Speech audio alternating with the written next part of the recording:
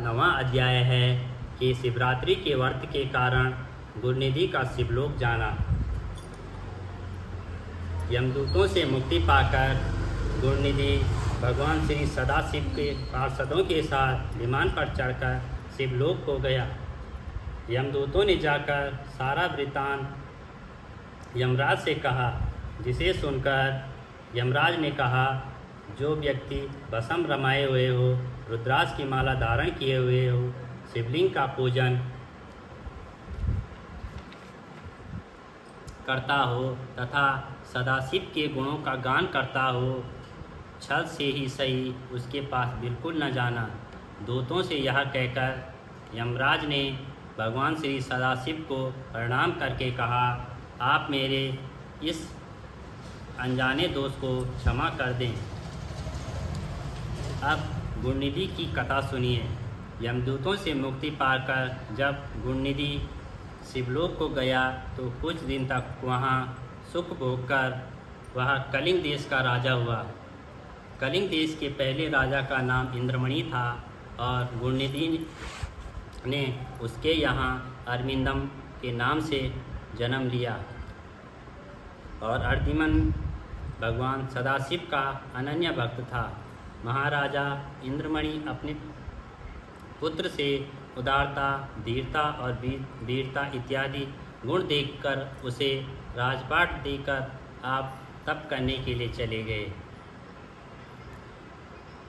अरिंदम ने सिंहासन पर बैठने के साथ प्रजा को यह आज्ञा दी कि अब लोग शिवालय में प्रतिदिन रात्रि को दीपक जलाया करें।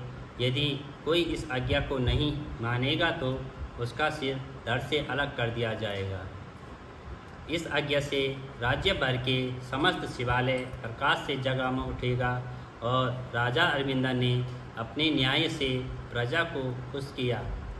दीर्घ काल तथा वह राज्य का सुख भोग कर शिवलोक को गया तथा हे नारद, शिवजी की थोड़ी सी सेवा से बहुत फलदायक प्रमाणित हुई है। यज्ञदत्त के पुत्र गुरुनिधि का यह चरित्र जो सुनेगा उसकी समस्त मनोकामना पूर्ण होगी तथा उसको बड़ा संतोष प्राप्त होगा। अब तुम मेरे मानस पुत्र पुलस्त्य का हाल सुनो। मेरे पहले पदम कल्प में मेरे मानस पुत्र पुलस्त्य से विश्रवा का जन्म हुआ और जिसके यहाँ एक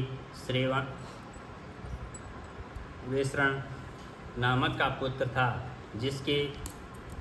जिसने भगवान श्री सदाशिव का उग्र तप किया। उसके उग्र तप को देखकर भगवान शंकर ने प्रकट होकर उसको साक्षात दर्शन दिए और भगवान श्री शंकर जी को देखकर वेश्रवण ने कहा, प्रभु, आपके अपरिमित तेज को देखकर मेरी आंखें अपने आप बंद होती जा रही है। अतः मुझे इतनी समर्थन दीजिए जिससे कि मैं आपके चरणों के दर्शन कर सकूं। यह वेश्रवण यज्ञदत्त का पुत्र गुरुनिधि ही था।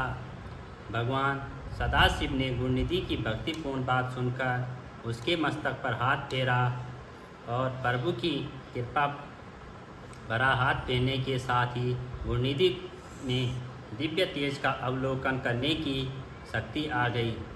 उसने भगवान श्री सदाशिव के साथ भगवती शिवा को देखा और वह सोचने लगा कि यह गुणवती एवं रूपवती स्त्री कौन है, जो आकरण ही गुण के मन को मोहित करती रही। और यह सौभाग्यवती है जो भगवान के इतने निकट रहती है। इनके माता पिता भी धन्य हैं जिन्होंने ऐसी रूपवती कन्या को जन्म दिया है। इस प्रकार बार बार विचार करते हुए राजा वेश्रवण ने भगवती शिवा को कुदृष्टि से देखा और पार्वती जी को क्रूर दृष्टि से देखते ही उसका बायां नेत्र फूट गया। भगवती शिवा ने भगवान श्री सदाशिव से कहा, यह कैसी तपस्या भक्त है जो कि मुझे पाप दृष्टि से देखता है। भगवती शिवा की बात सुनकर भगवान श्री सदाशिव ने कहा, देवी इस तपस्वी ने बड़ा उग्र तप किया है, इसलिए इसका अविश्वास करना ठीक नहीं है। यह तुम्हारा पुत्र है, अतः तुम्हें पाप दृष्टि से नहीं देख सकता है, अपितु यह तो तुम्हारी तपस्या की सराहना कर रहा है। अतः मैं इस निधियों का स्वामी बनाऊंगा, यह वस्तुओं का ईश्वर होगा। इतना कहकर भगवान श्री सदाशिव ने वैश्रवण से कहा, वत्स, तुम क्या चाहते हो? जो इच्छा हो सो वर मांगो। मेरे आशीर्वाद से तुम वासुओं के स्वामी होंगे। इसके उपरांत हम दोनों मित्र रूप से कैलाश पर जाकर निवास करेंगे। अब तुम भगवती शिव के चरणों में नमस्तक होकर क्षमा की याचना करो। यह तुम पर दया करके मानसिक रूप से पाप से मुक्त कर देगी। इसके बाद इन्होंने भगवती शिवा से कहा, देवी तपस्विनी, अपने इस अंगज पुत्र पर खुश हो जाओ। भगवान श्री सदाशिव की बात सुनकर शिवा ने अपने क्रोध को शांत किया और कहा कि पुत्र, अब तुम मेरे ही पुत्र हो। शिव की भक्ति, मैं भी तुम पर दयालु हूँ। अब से तुम्हारा नाम कुबेर होगा। तुम्हारा स्थापित किया हुआ शिवलिंग सिद्धियों को देने वाला होगा तथा पूजन करने से पापों को नष्ट करके मोक्ष को देने वाला होगा। फिर भगवान श्री सदाशिव ने वैश्वेश्वर नामक स्थान में गुणनिधि का वैश्रवण को कुबेर बनाकर प्रवेश कर दिया तथा स्वयं अलकापुरी नामक महानगरी के समीप ही अपना कैलाश नामक स्थान नियुक्त किया। वैश्रवण ने वरदान प्रदान करके भगवती शिवा के साथ भगवान श्री सदाशिव जी अंतर्ध्यान हो गए तथा भगवान सदाशिव की कृपा से वह अनंत धन रत्नों के स्वामी हुए तथा अलकापुरी का राज्य प्राप्त करके शिव मित्र के नाम से मशहूर हो गए हैं। हे नारद, गुणनिधि की कथा मैंने तुमको विस्तार पूर्वक सुनाई है, जो सदा